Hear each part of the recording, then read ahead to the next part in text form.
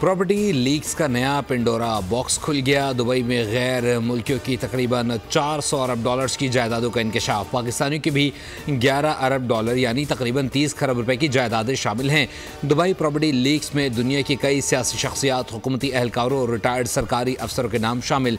Dubai में जायदादें खरीदने वाले गैर मुल्कियों में पाकिस्तानियों का दूसरा नंबर।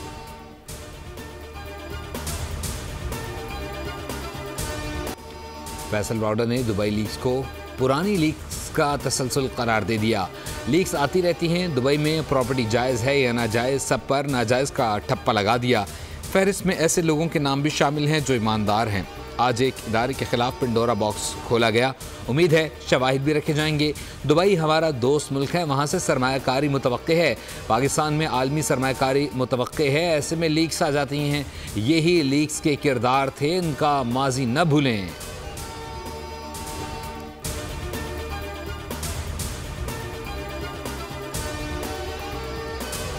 वफाकी वज़ीर मोहसिन नकवी की वजाहत। बताया, मेरी अहलिया के नाम पर दुबई प्रॉपर्टी टैक्स रिटर्न में ज़ाहिर और दर्ज हैं। बतौर निगरां वज़ीर आला ईसी में जमा गोशवारों में भी ज़ाहिर किया गया। तर्जुमान पीपल्स पार्टी ने कहा, बिलावल आसफा भुट्टो के असासजात ECP FBR में डिक्लेयर हैं। बेनज़ीर भुट्टो की शहादत के बाद दुबई अमलाक औलाद को विरासत में मिली। बदनीयती पर मबनी किसी भी कार्रवाई को मुतल्लिका फोरम पर चैलेंज किया जाएगा।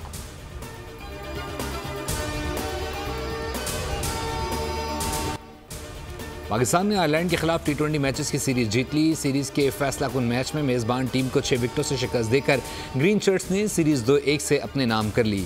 तीसरे और आखिरी T20 में पाकिस्तान की फतह में कप्तान बाबर आजम और मोहम्मद रिजवान का नुमाया किरदार रहा। दोनों ने सेंचुरी स्टैंड से पाकिस्तान की फतह मुमकिन बनाई।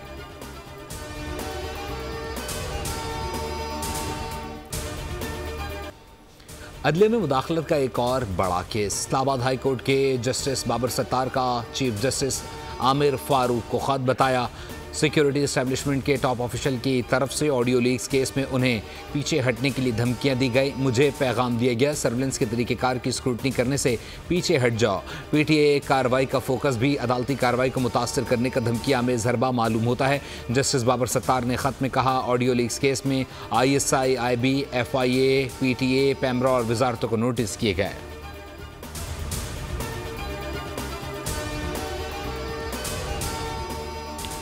मामले को इतना आगे लेकर ना जाया जाए क्योंकि बात कौमी सलामती की है। किसी ने यह पैगाम नहीं दिया है कि आप पीछे हट जाएं।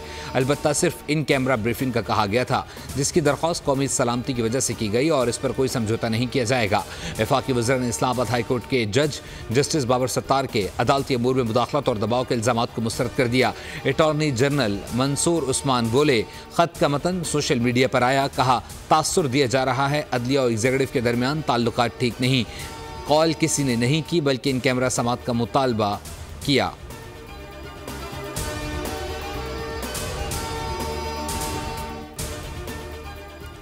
आइंदा कोई इदारा जजेस तक रसाई हासिल करने की कोशिश करेगा तो उसे सबक सिखाया जाएगा। जस्टिस बाबर सत्तार की ज़ाती मालूमात अफशा केस में जस्टिस मोहसिन अख्तर के आने की remarks. ISI, IB, attorney general office, PTA, PEMRA को नोटिस जारी। कहा, जजेस के खिलाफ कैंपेन चलाने वालों के खिलाफ इन इदारों ने क्या एक्शन लिया, ये इदारे आकर जवाब दें। सेक्रेटरी दिफा को भी नोटिस करेंगे। जस्टिस तारिक महमूद जहांगीरी ने कहा, जिन्होंने इस पर प्रोग्राम किए उसे ट्विटर पर शेयर किया, जो भी इसमें शामिल हुआ उनके खिलाफ तौहीन अदालत की कार्रवाई की जाएगी।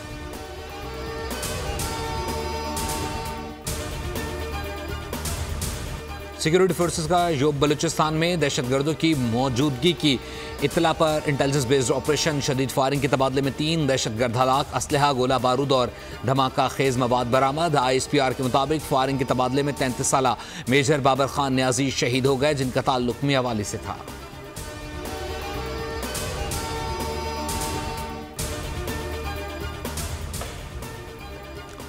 आज़ाद कश्मीर में जॉइंट एक्शन कमेटी ने एहतजाजी तहरीक ख़त्म करने का ऐलान कर दिया। मुश्तरका इजलास के बाद अल्लामिया जारी, तशद्दुद के ज़िम्मेदारों का कड़ी सज़ा देने का मुतालबा। शहादतों पर आज यौम सोग मनाया गया। जाम-बहक अफराद की नमाज जनाजा अदा कर दी गई। बाजार बंद होने से अशिया खुरनोश की किल्लत, इंटरनेट सर्विस फिर मुअत्तल।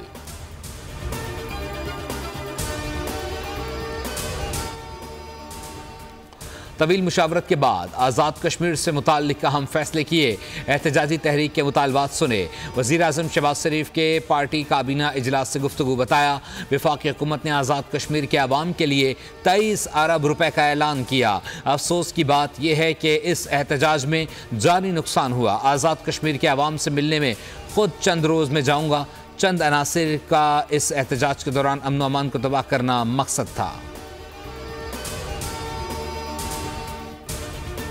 190 मिलियन पाउंड नैब रेफरेंस बानी पीटीआई की दरख्वास्त जमानत पर फैसला महफूज। लतीफ़ खोसा का कहना था, शहजाद अकबर अगर क्लेम करते हैं कि वो पैसा लेकर आए तो उनसे पूछें सब कुछ बानी पीटीआई के खाते में क्यों डाला जा रहा है। वकील अमजद परवेज ने कहा, एक बिल्डर को फ़ायदा पहुंचाने के लिए पैसा सुप्रीम कोर्ट के अकाउंट में भेजा गया। जो करप्शन का पैसा था वो पाकिस्तान के पास आना चाहिए था।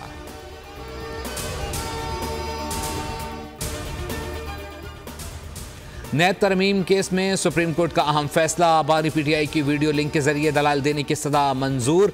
वीडियो लिंक के इंतजामात की हिदायत हुकूमती अपीलों की समात के दौरान चीफ जस्टिस ने कहा, बानी पीटीआई ने खुद दलाल देने की सदा की थी, दूसरे फरीक का मौक़िफ़ सुने बगैर आगे नहीं बढ़ सकते।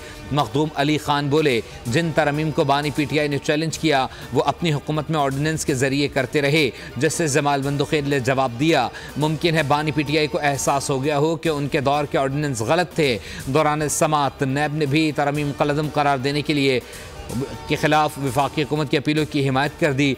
जस्टिस अतर मिनल्लाह ने रिमार्क्स दिए, बेनज़ीर केस के तहत ये अपील तो काबिल समात ही नहीं। सुप्रीम कोर्ट ने सीनियर वकील ख्वाजा हारिस को नोटिस जारी कर दिया। कहा, ख्वाजा हारिस बानी तहरीक इंसाफ की नुमाइंदगी करेंगे। समात 16 मई तक मुलतवी।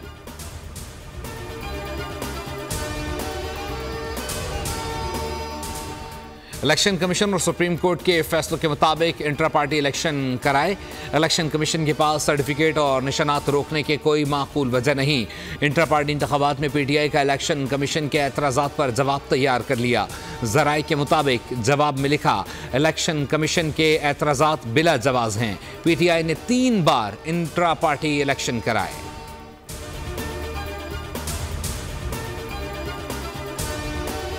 जो फॉर्म 47 पे चल के आते हैं वो इसी तरह बिहेव करते हैं जिस तरीके से कल ख्वाजा आसिफ ने बिहेव किया है। जब इसकी कंडम करते हैं, उसको फ़कत इतना कहा गया, ये अल्लाह के 99 नाम के नीचे फ़कत इतना कहो कि आप जीत चुके, हम आपको मानते हैं कि हम पाकिस्तान के लिए कोशिश कर रहे हैं। जितने स्ट्रगल पाकिस्तान तहरीक इंसाफ के इन नुमाइंदगान ने की, आपको हिस्ट्री में मिसाल नहीं मिलेगी।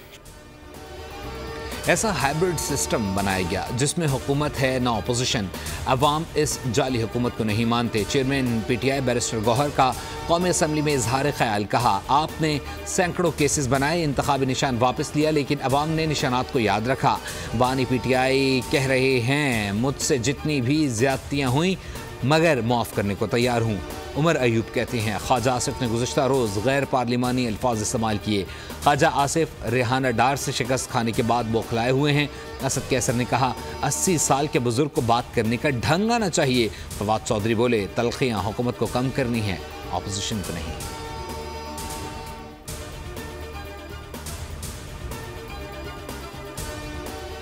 कौमी असम्बली इजलास हमें सर उठाकर चलने की इजाज़त क्यों नहीं दी जा रही? आमिर परवेज़ मुशर्रफ ने नवाज शरीफ को बाहर भेजा। एक और साबिक वज़ीर आज़म पर वज़ीराबाद में हमला किया गया। बताया जाए कि एक मकबूल लीडर को अडियाला जेल में ग्वांतानामो बे जेल बनाकर क्यों कैद कर दिया गया है? अली मोहम्मद खान का खिताब। कहा, बानी पीटीआई ने गिरफ्तारी के रोज़ भी कहा था कि वो सबसे मुज़ाकरात के लिए तैयार हैं। सवाल ये है कि किन नकात पर मुज़ाकरात होंगे? हम सियासतदानों को आपस में मिलकर बैठना होगा। खुर्शीद शाह बोले, उन्होंने 2 साल जेल बानी पीटीआई की वजह से काटी।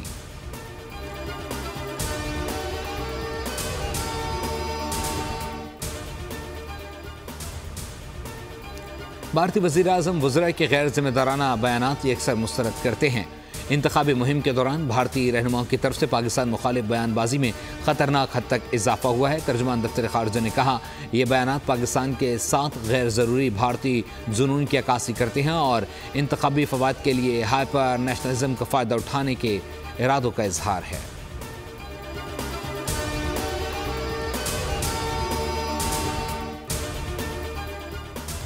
Do more please. IMF की फरमाइश सामने आ गई। 3 लाख से 5 लाख आमदन पर भी टैक्स बढ़ाने का मुतालबा कर दिया।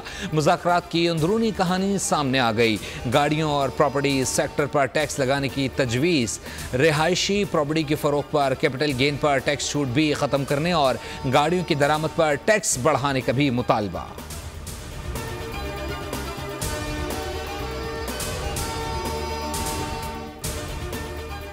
इस्लामाबाद हाई कोर्ट ने नॉन फाइलर्स की मोबाइल सिम्स ब्लॉक करने से रोक दिया। हुकूमत को नोटिस जारी करते हुए समाअत 27 मई तक मुलतवी कर दी। फैसला निजी मोबाइल कंपनी की इस्तदा पर सुनाया गया।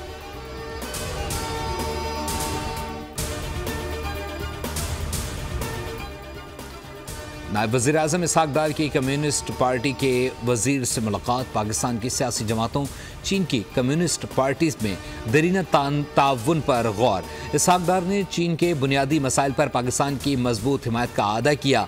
दोनों रहनुमाओं का ML1 अपग्रेडेशन, गवादर पोर्ट और KKH के दोबारा तजदीद के अज़म का इजहार। वज़ीर ख़ारजा का शांगला हमले में चीनी इंजीनियर्स की अमवात पर इजहार अफसोस।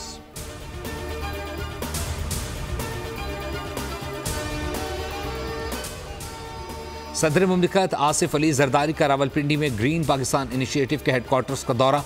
इनिशिएटिव और land information and management system के ऑपरेशंस के बारे में ब्रीफिंग। जदीद खतूत पर पानी के बेहतर इंतजाम के हवाले से आगाह किया गया। वज़ीर आला सिंध सईद मुराद अली शाह और वज़ीर आला बलूचिस्तान मीर सरफराज अहमद बुगटी और chairman Pakistan peoples party Bilawal Bhutto Zardari भी इस मौके पर मौजूद थे।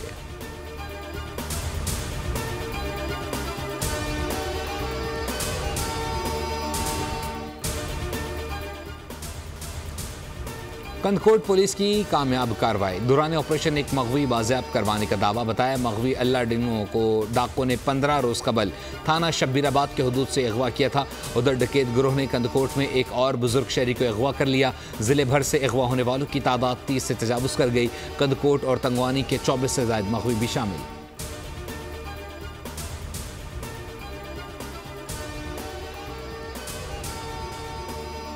खानपुर में 3 दुल्हों को बेवकूफ़ बना दिया गया। सखर के इलाके सोलेपट से 3 दुल्हे बारात लेकर डाहर कॉलोनी खानपुर पहुंचे।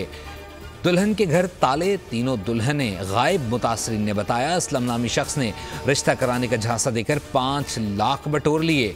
जब तक दुल्हनें नहीं मिलती वापस नहीं जाएंगे।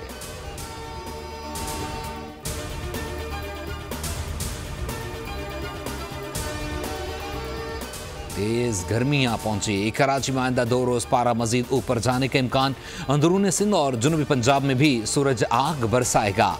लाहौर में पारा 45 डिग्री तक जाएगा। गिलगित बल्दिस्तान में चंद मकामात पर गरज चमक के साथ बारिश का इम्कान।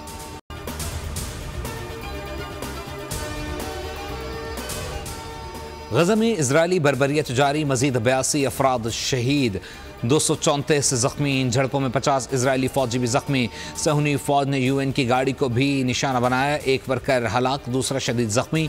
सेक्रेटरी जनरल अक़वाम मुत्तहदा अंतोनियो गुतेरेस की हमले की शदीद मजम्मत। दुनिया भर में मुजाहरे भी जारी।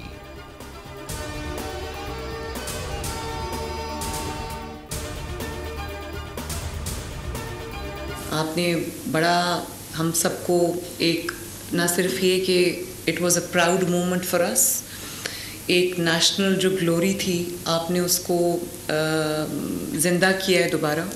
आपको मैं वादा करती हूँ कि इंशाअल्लाह ताला आपको शहबाज शरीफ साहब की तरफ से, मेरी तरफ से आपको न सिर्फ सपोर्ट मिलेगी बल्कि पूरी ओनरशिप मिलेगी। वज़ीर आला पंजाब मरीम नवाज से कौमी हॉकी टीम के खिलाड़ियों की मुलाकात। मरीम नवाज ने अजलान शाह हॉकी टूर्नामेंट में कौमी टीम की कारकर्दगी को सराहा। कहा हॉकी सिर्फ हमारा कौमी खेल नहीं बल्कि फ़ख्र भी है। टीम को नवाज शरीफ की तरफ से भी मुबारकबाद देती हूँ। वज़ीर खेल पंजाब को सहूलतें हर गली महल्ले तक फैलाने की हिदायत की है। हॉकी टीम को मुकम्मल सपोर्ट करेंगे।